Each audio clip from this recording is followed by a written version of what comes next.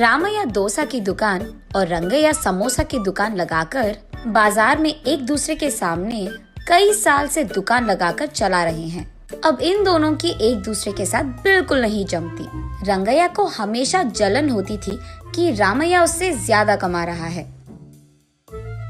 और इतना ही नहीं, हमेशा कोई ना कोई बात पे रामैया से लड़ते रहता है रंगैया। ऐसे उन दोनों के बीच में बहुत ज्यादा नफरत था।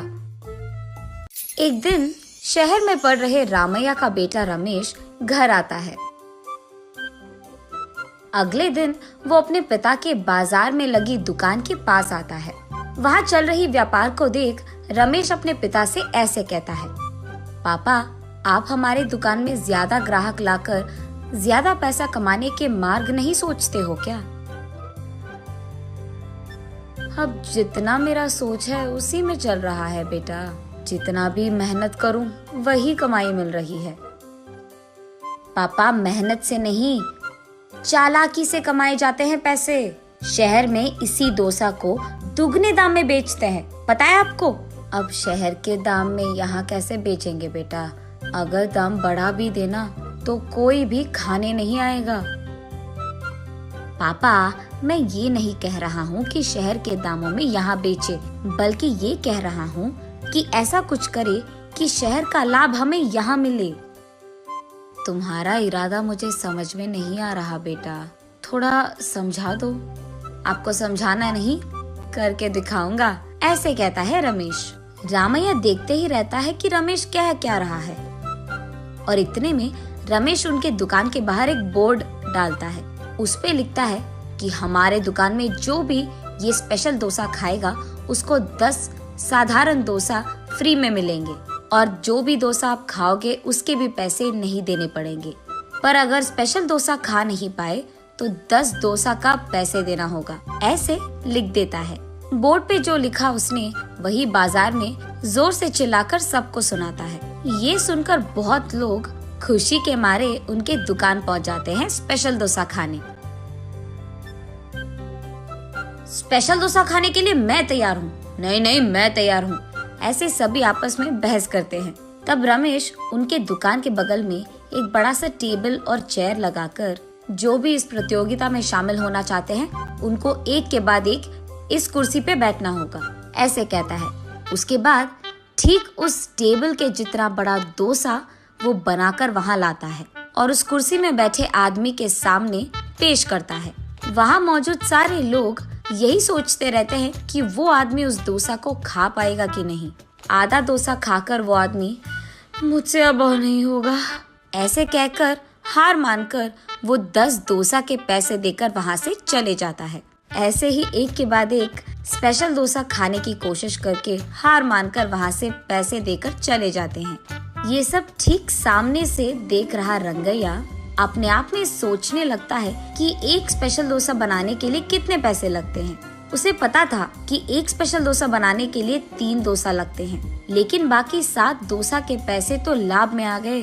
तब उसे समझ आता है और कहता है, बाप रे, ये 3 डोसा बनाकर 7 डोसा का लाभ ले रहा है। बस रंगैया को जलन होती है। कुछ भी करके मुझे भी ऐसे ही पैसे कमाने होंगे, पर क्या करूँगा? ऐसे सोच सोच कर, हाँ, मैं भी उसकी तरह समोसा का कोई प्रतियोगिता लगा दूंगा, ऐसे सोचकर अगले दिन रंगैया उसके समोसा के दुकान के बाहर ये लिखता है कि जो भी आदमी 20 समोसा खा पाएगा उसको 10 और मुफ्त में मिल जाएंगे। पर अगर 20 समोसा नहीं खा पाए तो 10 समोसा के पैसे देने पड़ जाएंगे।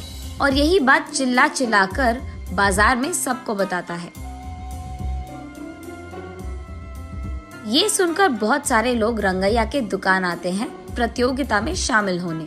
जो लोग आते हैं उनमें से कई सारे आसानी से 20 समोसा खा लेते हैं और रंगैया के अनुसार ही वो 10 और मुफ्त में ले लेते हैं और वहाँ से चले जाते हैं। ये देख रंगैया को चक्कर आ जाता है। शाम से पहले ही आधे से ज्यादा समोसा खत्म हो जाते हैं। उसके बाद कई सारे लोग वहाँ पे आकर, हम भी खाएंगे समोसा, हमें भी दो, कहते हैं। इस कारण रंगैया को बहुत गुस्सा आ जाता है, इसीलिए वो उसके दुकान के सामने से बोर्ड हटा देता है वो किसी को मुंह दिखाने लायक नहीं रहता है, इसीलिए बंडी को लेकर अपने घर की ओर बढ़ते रहता है।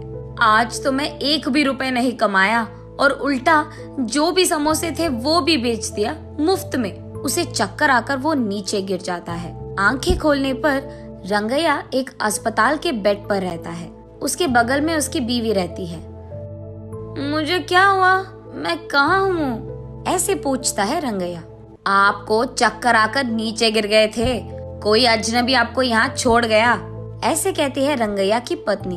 छा, आज सब कुछ नष्ट ही हो गया, सब बुरा हो रहा है। अरे क्या हुआ जी, आप इतने गुस्से में क्यों हो? वैसे आप शाम तक घर की मुंह भी नहीं देखते हैं, लेकिन आज दोपहर से पहले आपके समोसे खत्म हो गए और आप घर भी आ रहे थे, इसलिए वो जो कुछ भी हुआ अपने बीवी को समझाता है। हाय भगवान, मेरा मूर्ख पति, आप बस ये सोच रहे थे कि कितने डोसे बेचने पर उनको कितना लाभ मिल रहा है, लेकिन आपने एक बार भी ये नहीं सोचा कि कितने समोसे बेचने में आपको कितना लाभ आएगा। ये प्रतियोगिता शुरू करने से पहले आपको ये सब सोचना था, आपने सोचा भी नहीं, ये तो होना ही था। तब रंगैया को समझ आता है कि किसी और को देखकर हमें वही काम नहीं दोहराना चाहिए और पहले खुद की देखना चाहिए। कुछ करने से पहले 100 बार सोचना भी चाहिए, तब हम सब खुश रह पाएंगे। ये समझता है रंगैया।